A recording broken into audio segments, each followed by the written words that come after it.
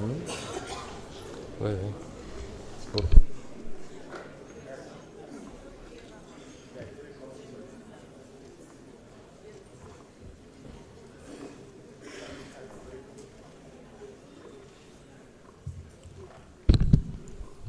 Merci, Monsieur le ministre, mes chers collègues. Je voudrais poser la question préalable. Et la question préalable, c'est le cours des discussions générales. C'est pas vrai. Ça, c'est la motion préjudicielle. Là, mon règlement.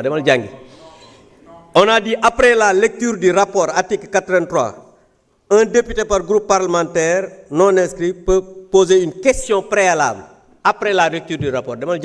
Mon cher collègue. Donc, je voudrais poser 83. Nous savons lire. Donc, je voudrais poser la question préalable tendant à décider qu'il n'y a pas lieu de délibérer. Parce que, Monsieur le ministre, je considère non seulement ce qui se passe ici, aujourd'hui, au niveau de notre Assemblée, c'est inacceptable, parce que le perchoir n'est pas le lieu pour régler des questions politiques, ni pour expliquer le bien fondé d'un projet de loi ou d'une proposition. Je voudrais dire que, Monsieur le ministre, aujourd'hui, le monde du travail est en ébullition. Vous avez été syndicaliste et vos ex-camarades ont fait une déclaration que vous avez lue.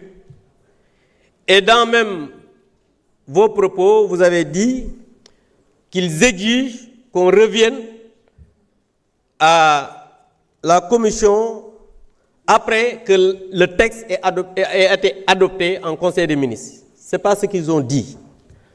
Parce que ce qu'ils ont dit, c'est clair. Dañu ne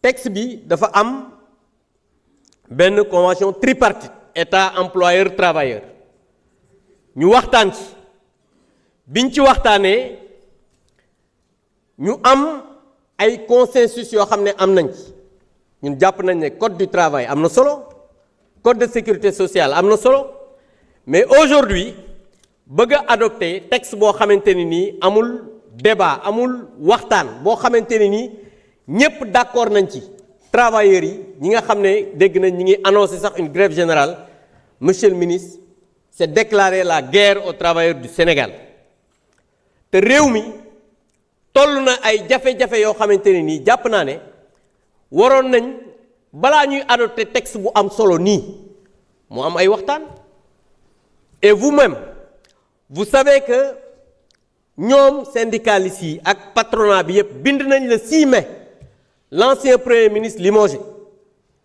ñu bind ko ne ko bëgg nañ ñu joxaat leen texte bi ñu mën ci waxtaan def ci ay amendement yow yaa ngi nekkoon au conseil du dialogue social xam nga ne lettre boobu am na donc bu ñu ñëwee fii bëgg a adopter ce texte là sans pour autant que mu am ay waxtaan alors que ñëpp xam nañ ne Sénégal jamono ji mu toll jàpp naa ne bu ñu jàppalewul travailleurs yi ci jafe-jafe yi ñu nekk suñu deful suñu kéem kàttan pour que li nga xam ne moo des as néew ci àq ak yelleefu travailleurs yi bëgg a ñëw adopter benn texte au forcing je pense que loolu dafa doon loo xamante ni dafay révéler encore une fois de plus l'esprit de ce régime qui veut installer une dictature à tous les niveaux parce que l'esprit même de ces lois yi ñuy proposer fii mooy forcing violer la loi travailler à tout faire pour que imposer suñu majorité parce que soo waxee ñu ne woy ñoo am majorité mais boo amee majorité te doo waxtaan li ngay def ban njariñ la am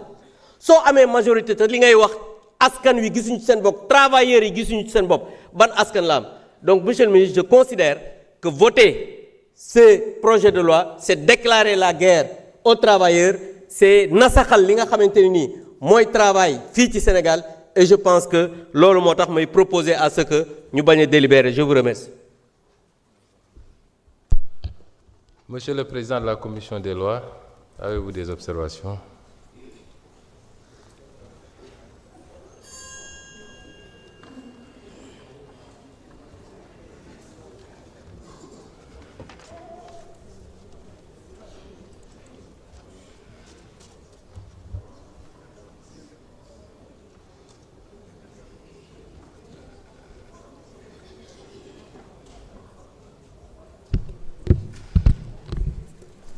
Je vous remercie, Monsieur le Président de l'Assemblée nationale, Monsieur le ministre de la fonction publique du Travail et de l'Emploi, Monsieur le ministre